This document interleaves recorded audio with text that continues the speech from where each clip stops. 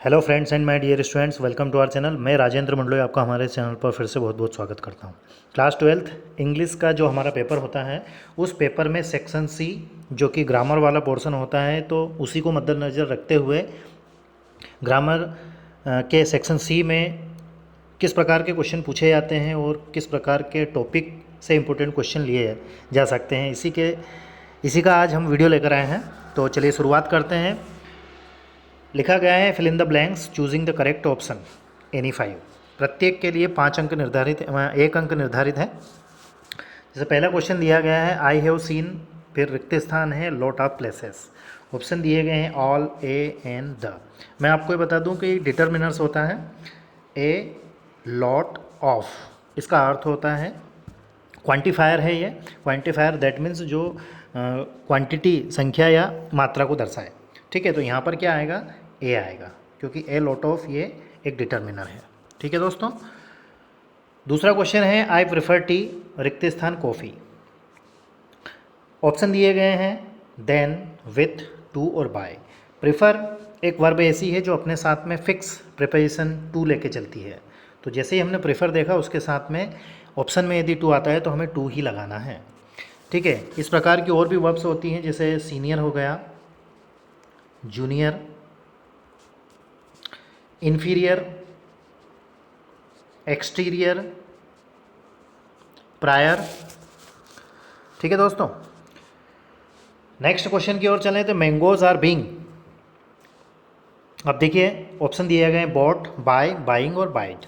ये तो गलत है, क्योंकि ये तो वर्ब की कोई फॉर्म नहीं है ना, वो तो कंफ्यूज करने के लिए आपको दे दी गई है।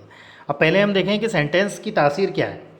यहाँ दिया गया है आर बीइंग, तो आपने एक्टिव से पैसिव पढ़े होंगे, तो उसमें आपने पढ़ा होगा कि जब भी हम कंटिन्यूस टेंस को पैसिव वॉइस में चेंज करते हैं तो हेल्पिंग वर्ब के बाद में बीइंग का प्रयोग करते हैं।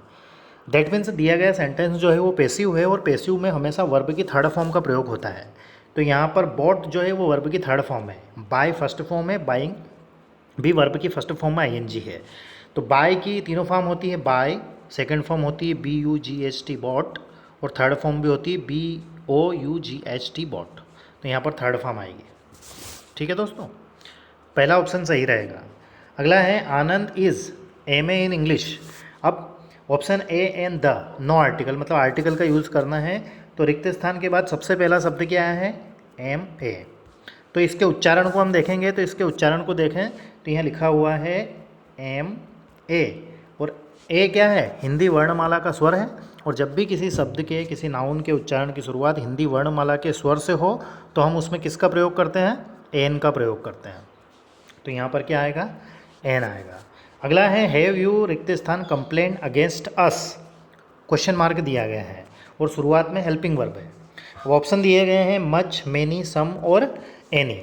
इस क्वेश्चन को यदि हम देखें तो ये क्वेश्चन टाइप क्वेश्चन है, मतलब वाक्य कैसा है, एक क्वेश्चन है। तो जब भी सेंटेंस कोई क्वेश्चन हो या फिर नेगेटिव हो तो उसमें हम एनी का प्रयोग करते हैं। ठीक है दोस्तों।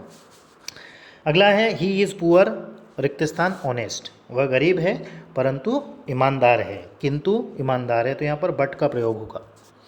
अगला है वी, रिक्त स्थान follow the rules of traffic, हमें ट्रैफिक के रूल फॉलो करने चाहिए। तो मस्ट का अर्थ होता है चाहिए ही। Option number first will be the right answer. आगे बढ़ते हैं। तो ये अभी हमने जो किए ये फिल इन द ब्लैंक्स थे। अब हम डूएस डायरेक्टेड की बात करते हैं। साथ ही मैं आपको एक जानकारी दे दूं कि इस प्रकार का ये छठा वीडियो मैं लेकर आया हूँ। 5 वीडियो ऑलरेडी मैं बना चुका हूँ, उन सारे वीडियोज़ की मैंने प्लेलिस्ट बना दी है।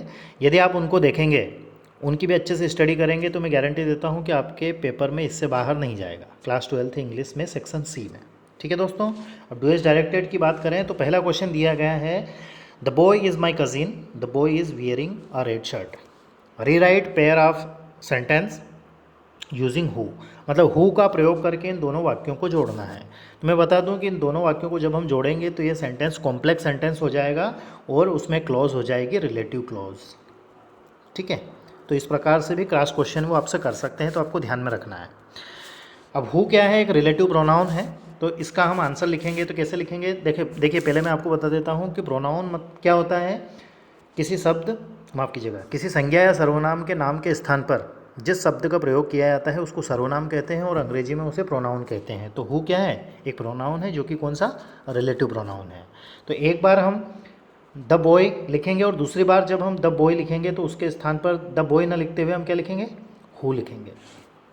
इसका आंसर देखिएगा आप, द बॉय, अब रिलेटिव प्रोनाउन आएगा हु। अब यहाँ से स्टार्ट करेंगे, is wearing a red shirt, और बाकी क्या बचा हुआ है, इज़ माई कजिन। ठीक है दोस्तों, नेक्स्ट क्वेश्चन की ओर चलें। तो his brother is very studies, he rarely find time for entertainment. So that का प्रयोग करना है।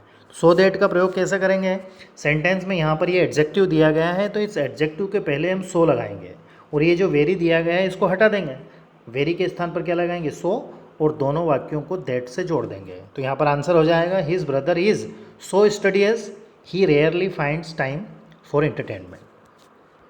नेक्स्ट क्वेश्चन की ओर चलें। Her pen put ink some she in, rearrange the words to make a meaningful sentence, मतलब इन शब्दों को सही क्रम में जमा कर एक वाक्य बनाना है। तो इसका आंसर होगा, सबसे पहले सब्जेक्ट आएगा, तो सब्जेक्ट है यहाँ पर सी, फिर आएगी वर्ब, तो वर्ब यहाँ पर पुट है, सी पुट।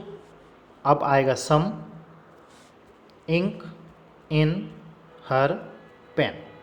ठीक है दोस्तों, she put some ink in her pen. Next question है, नेहा सेड, फिर इन्वर्टेड कॉमा में लिखा हुआ है I want to open this bag, change into indirect speech.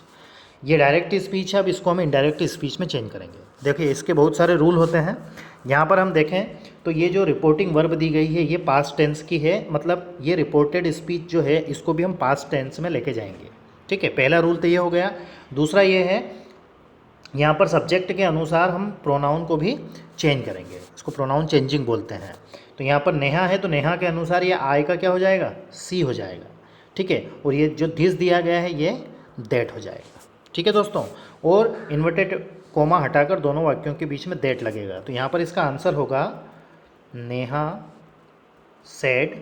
अब दोनों वाक्यों के बीच में हम दैट कनेक्टर से इसको जोड़ेंगे, इन्वर्टेड कामा हट जाएगा, आई का क्या हो जाएगा, सी। अब वांट का वांटेड, क्योंकि पास्ट टेंस में लेके जाएंगे, इधर पास्ट का है तो ये भी पास्ट में हो जाएगा। वांटेड टू ओपन, दिस का हो जाएगा दैट बैग। अब देखिए ये रूल्स एंड रेगुलेशन है, इसके लिए आप यदि इनको नरेशन पढ़ना चाहते हैं, एक्टिव से पैसिव पढ़ना चाहते हैं, या क्लास 12 के स्टैंडर्ड्स से सारी ग्रामर यदि आप करना चाहते हैं तो ग्रामर फॉर ऑल के नाम से हमने एक प्लेलिस्ट बना रखी है, वहाँ पर जाकर आप नरेशन, एक्टिव पैसिव, डिटर्मिनर्स, सारी चीज़ें आप वहाँ पर जाकर पढ़ सकते हैं। ठीक है दोस्तों, अगला है as soon as the boys saw the principal they become silent. जैसे ही छात्रों ने या लड़कों ने प्राचार्य महोदय को देखा वो चुप हो गए, शांत हो गए। अब इसमें नो सुनर देन का प्रयोग करना है। देखिए नो सुनर देन का प्रयोग कहाँ होता है, देखिए जैसे ही, एज सुन एज मतलब जैसे ही, और नो सुनर का अर्थ भी जैसे ही होता है। तो वाक्य में एज सुन एज को हटाकर हम क्या लगा देंगे, नो सुनर लगाएंगे, और नो सुनर के जस्ट बाद में हेल्पिंग वर्ब का यूज़ होता है। वो हेल्पिंग वर्ब के अनुसार लगती है। तो यहाँ पर वर्ब है सा, जो कि सी की सेकंड फॉर्म है, मतलब कौन सी हेल्पिंग वर्ब आएगी, डिड आएगी। ठीक है, तो आएगा एज सुनेस के स्थान पर हम लगा देंगे नो सुनर, फिर did, the boys.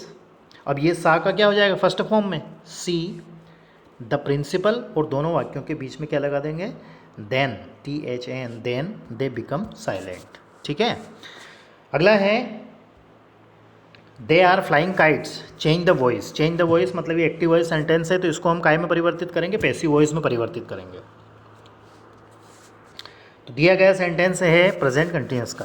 Present continuous का जब एक्टिव वॉइस सेंटेंस रहता है तो जब हम इसको पैसिव वॉइस करते हैं तो प्रेजेंट कंटिन्यूअस की ही हेल्पिंग वर्ब का प्रयोग होता है, साथ में हेल्पिंग वर्ब के बाद में BEING बीइंग का प्रयोग होता है, और वर्ब की थर्ड फॉर्म।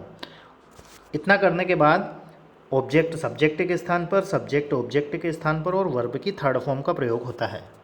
देखिए यहाँ पर काइट्स जो है ये ऑब्जेक्ट है, तो सब्जेक्ट के स्थान पर आएगी तो क्या, काइट्स। अब काइट्स के साथ में क्या आएगा, आर के बाद में being, BEING, kites are being. अब वर्ब की थर्ड फॉर्म, फ्लाई की थर्ड फॉर्म होती है फ्लोन, FLOWN।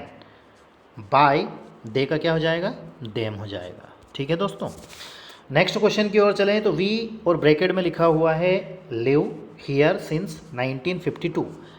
क्या करना है, supply the correct verb form, मतलब ब्रैकेट में जो वर्ब दी गई है इसकी सही फॉर्म लिखना है। अब इस सेंटेंस को हम पढ़ें तो यहाँ पर लिखा हुआ है सिंस, और सिंस जो है वो प्रेजेंट परफेक्ट कंटिन्यूस में आता है, मतलब दिया गया सेंटेंस जो है वो प्रेजेंट परफेक्ट कंटिन्यूस टेंस का है। अब प्रेजेंट परफेक्ट कंटिन्यूस टेंस क्या होता है, उसमें हैज़ बीन वर्ब की फर्स्ट फॉर्म में आईएनजी, हैज़ बीन वर्ब की फर्स्ट फॉर्म में आईएनजी, तो यहाँ पर वी के साथ में क्या आएगा, हैव बीन आएगा, तो आएगा we have been, we have been verb की फर्स्ट फॉर्म में आईएनजी, लिविंग हियर सिंस 1952। ठीक है दोस्तों, तो इस प्रकार के मैं 5 वीडियो पहले डाल चुका हूँ, उनकी प्लेलिस्ट बना दी है, उन वीडियोस को भी आप देखिएगा। उम्मीद करता हूँ कि ये वीडियो आपको कहीं ना कहीं ज़रूर फ़ायदा देगा। इसी प्रकार के वीडियोस यदि आपको चाहिए क्लास 12th की इंग्लिश को यदि आप कवर करना चाहते हैं तो हमारे चैनल को सब्सक्राइब करें और अपने दोस्तों के साथ शेयर करें। Thank you very much for watching and take care of yourself. Thank you once again.